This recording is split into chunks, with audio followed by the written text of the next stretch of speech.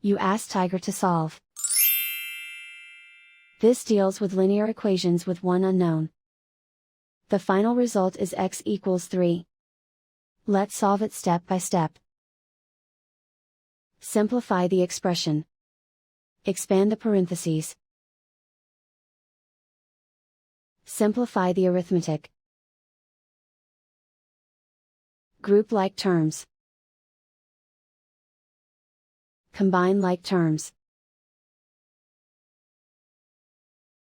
Group all constants on the right side of the equation.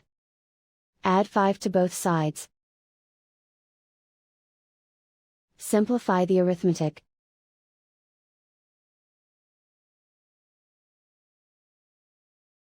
Isolate the x. Divide both sides by 8. Simplify the fraction. Find the greatest common factor of the numerator and denominator. Factor out and cancel the greatest common factor. And so the final result is x equals 3.